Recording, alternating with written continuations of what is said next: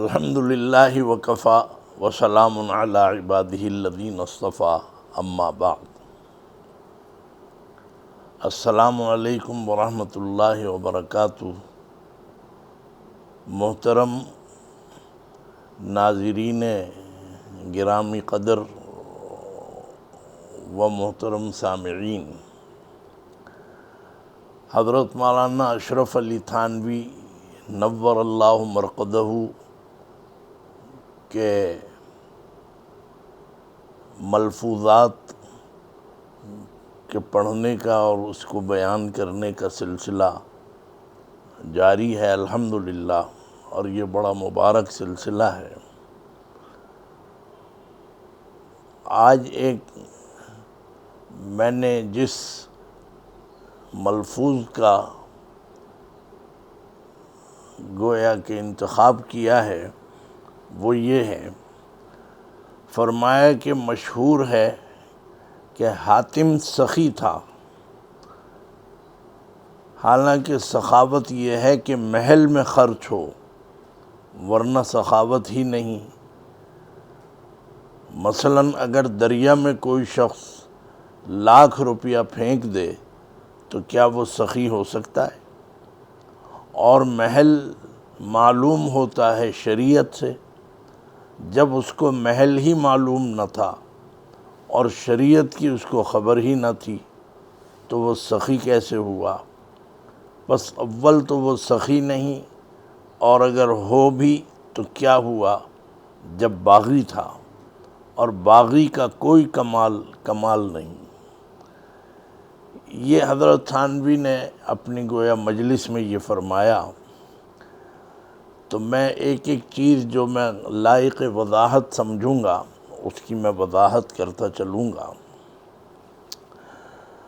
فرماتے ہیں کہ یہ ایک مشہور ہے یہ بات، اور ہے بھی مشہور، ہم نے بھی سنی ہے، کہ حاتم ایک سخی گزرا ہے تاریخ میں۔ اچھا، اس میں ذکر نہیں ہے اس کی علاقے کا، وہ اس کو کہتے تھے حاتم طائی، طاء الف سے، اور طائی میرا خیال ہے کہ اس لیے کہا جاتا تھا کہ وہ قبیلہ یا تو کوئی علاقہ تھا طے، جیسے کہتے ہیں نا بھئی طے کر دو، طائی یہ بڑی یہ معاملات طے ہو گئے، تو طے جو ہے ایک یا تو زمین یا جگہ کا نام تھا، کوئی بستی ہوگی، اور یا کوئی قبیلہ ہوگا، تو اسی کی مناسبت سے وہ حاتم طائی کے نام سے مشہور ہو گیا، اور ہم اور آپ بھی اس کو جانتے ہیں، اور اس کا ذکر جو ہے ایک ضرب المثل ہے، زباں زد عام ہے۔ جب کسی مالدار اور دولت مند اور سخی آدمی کا ذکر کیا جاتا ہے سخاوت کے عنوان سے، تو اس کو یہی کہہ کے کہ ارے صاحب فلانا تو اتنا سخی ہے، بس یوں سمجھے حاتم طائی ہے، یعنی حاتم طائی کی طرح سخی۔ حضرت حکیم الامت رحمۃ اللہ علیہ کی عجیب شان دیکھیے کہ وہ بہت سی باتوں کو بڑا وضاحت فرما دیا کرتے تھے۔ حاتم طائی بہرحال ایک اچھا نام ہے، ایک اچھا ذکر ہے، اس کے بارے میں جو شہرت ہے وہ بھی بڑی اچھی ہے، اور وہ مثالیں بھی دی جاتی ہیں اس میں۔ خیر، میں نے جب گلستاں اور بوستاں پڑھی تھی تو اپنے تعلیم کے زمانے میں، تو اس میں بھی شیخ سعدی نے حاتم طائی کا ذکر کیا ہے، کہیں وہ مجھے یاد نہیں ہے بہرحال، لیکن حاتم طائی جو ہے ایک اچھی شہرت رکھنے والا شخص تھا، اور آج بھی اس کا ذکر پڑھے لکھے لوگوں میں اور بڑوں میں اور مذہبی لوگ، مطلب یہ کہ ارے صاحب وہ تو حاتم طائی، اور وہ تو حاتم طائی کی طرح بڑا سخی تھا۔ خیر، حضرت تھانوی نے بڑی عجیب بات فرمایا کہ سخی، یہ سخاوت کا جو لفظ ہے یہ تو وہاں پر استعمال ہوتا ہے کہ جہاں محل میں خرچ ہو۔ محل سے مراد یہ بادشاہ کا محل نہیں، یا بڑی بڑی عمارتوں میں نہیں، محل اس جگہ کو بھی کہتے ہیں کہ جو جگہ جس کے لائق ہو، یعنی مطلب یہ کہ کہتے ہیں کہ بھئی یہ غلط جگہ تم نے یہ چیز خرچ کر دی، غلط جگہ یعنی غلط جگہ بول پڑے، صحیح جگہ بول پڑے۔ محل کے معنی جگہ کے بھی ہیں، اسی لیے غالباً وہ بعضی چیزیں ذہن میں عین وقت پہ آتی ہیں تو ذرا سوچنا پڑتا ہے کہ تو یعنی ظلم کے بارے میں فرمایا گیا کہ ظلم کسے کہتے ہیں، یعنی ظلم کہتے ہیں کہ وضع الشیء فی غیر محلی، او کما قال صلی اللہ علیہ وسلم، یقیناً یہ یعنی کسی چیز کا ایسی جگہ پہ رکھ دینا اور اس کو استعمال کرنا کہ جو اس کے لائق نہیں ہے، اس کی جگہ نہیں ہے استعمال کرنے کی، کسی چیز کو بھی، جیسے کوئی چشمہ آنکھ پہ لگانے کی چیز ہے اور اس کو جو ہے اپنے پیر کی انگلیوں پہ لگا دے، اور بھی بہت سی چیزیں، ٹوپی سر پہ رکھنے کی چیز ہے، اس کو جو ہے وہ پیروں پہ رکھ دے۔ وضع الشیء، کسی چیز کا رکھنا ایسی جگہ پہ کہ جو اس کے شایع نشان ہو، جو اس کے لائق ہو۔ ڈرائنگ روم کا سامان کچن میں رکھ دیں تو ظلم، اور کچن کا سامان بیڈ روم میں رکھ دیں تو ظلم۔ تو مطلب یہ کہ محل کے معنی ہے جگہ کے، مقام کے۔ تو حضرت تھانوی فرماتے ہیں کہ حاتم طائی سخی مشہور ہے، لیکن یہ کیسی سخاوت ہے؟ کیونکہ سخاوت تو کہتے ہیں کہ جو محل میں خرچ ہو، یعنی صحیح جگہ پہ خرچ ہو، ورنہ وہ سخاوت ہی نہیں ہے۔ حضرت تھانوی نے بڑی گہری بات فرمائی ہے، اور اس زمانے کے بڑے بڑے اہل دولت، اہل ثروت بھی، ان کو بھی سوچنا چاہیے، ان کے بارے میں بھی بہت سے لوگ رائے ایسی قائم کرتے ہیں۔ تو حضرت تھانوی فرما رہے ہیں کہ سخاوت تو جب ہو جب صحیح جگہ پہ خرچ ہو، کم ہو یا زیادہ، اور جو صحیح جگہ ہی پہ نہیں خرچ ہو رہا تو وہ کم ہو تب اور زیادہ ہو تب، اس کا نام سخاوت نہیں ہے۔ ہاں خرچ کرنا کہہ سکتے ہیں، بھئی بڑا خرچ کیا ہے۔ اب مثال دی ہے حضرت تھانوی رحمۃ اللہ علیہ نے، فرمایا کہ اگر دریا میں کوئی شخص 1,00,000 روپیہ پھینک دے، لاکھ روپے کے سکے یا نوٹ، 1,00,000 روپے دنیا کو پتہ ہے کہ اس کے ہاتھ میں 1,00,000 روپے ہیں، دریا میں پھینک دے، تو کیا آپ یہ کہیں گے بھئی بڑا سخی آدمی ہے؟ بلکہ لوگ کہیں گے بڑا احمق اور گدھا ہے، کسی غریب کو دے دیتا، بیچارہ اپنی بیٹی کی شادی کرتا، کسی کا قرضہ اتروا دیتا، کوئی اپنے بچے کی اسکول کی فیس دے دیتا کسی کے۔ 1,00,000 روپیہ ہمارے سامنے دریا میں پھینک دیا، تو آپ دریا میں پھینکنے والے کو یہ کہیں گے بھئی بڑا سخی ہے؟ اتنا اچھا اور پیارا لقب کیا ایسے شخص کو دیں گے کہ جو دریا میں یا ادھر ادھر اپنی دولت کو پھینک دے، یا کوئی جلا دے اسے، وہ 1,00,000 روپے رکھ کے اور انہیں آگ لگا دے؟ تو اس کا نام حضرت تھانوی فرما رہے ہیں اس کا نام سخاوت نہیں ہے۔ کیوں؟ فرمایا اور محل اپنی جگہ میں خرچ ہو، صحیح جگہ پہ، اس کا نام ہے سخاوت۔ صحیح جگہ کیا ہے؟ یعنی مطلب یہ کہ صحیح جگہ کا بھی تعین ہونا چاہیے کہ جی میں اگر خرچ کروں تو کہاں کروں۔ اس زمانے میں بہت سے لوگ ہیں، علماء سے پوچھتے ہیں کہ جی میں اپنے والد کا صدقہ جاریہ اور ثواب جاریہ کرنا چاہتا ہوں، تو بیچارے علماء سے اور جن سے ان کو محبت تعلق ہو تو وہ پوچھتے ہیں آپ مجھے کوئی ایسا مصرف بتا دیں، کوئی جگہ بتا دیں، میں کس کام میں خرچ کروں، کس کام میں لگاؤں۔ لوگ بہرحال پوچھتے ہیں اور بڑی اچھی بات ہے، علماء سے مشورہ کرتے رہنا چاہیے، لیکن کسی جگہ کا پتہ کیسے چلتا ہے؟ حضرت تھانوی فرماتے ہیں وہ معلوم ہوتا ہے شریعت سے۔ شریعت بتائے گی کہ بھئی یہاں خرچ کرو، یہاں خرچ۔ آپ بتائیے کہ شریعت اسلامیہ جو ہے وہ مسلمان تاجر اور دولت مند سے ہی تو کہے گی نا کہ بھئی تم یہ پیسہ یہاں خرچ کرو، یہ وہاں خرچ کرو، یتیم کو دو، بیواؤں کو دو، مسکینوں کو دو، اور صاحب کوئی بیچارہ مریض ہے تو اس کا علاج کرا دو،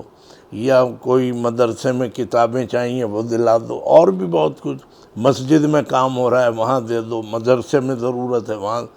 یہ شریعت بتائے گی کہ آپ نیک کام میں اور صحیح کام میں اپنا پیسہ خرچ کریں، اس کا نام ہے خرچ، سخاوت اسی کو کہا جاتا ہے۔ تو حضرت تھانوی فرماتے ہیں کہ اس کو جب جگہ معلوم ہی نہیں ہے، اور شریعت کی اسے خبر ہی نہ تھی، کسے؟ حاتم طائی کو، کیونکہ وہ مسلمان نہیں تھا، غیر مسلم تھا۔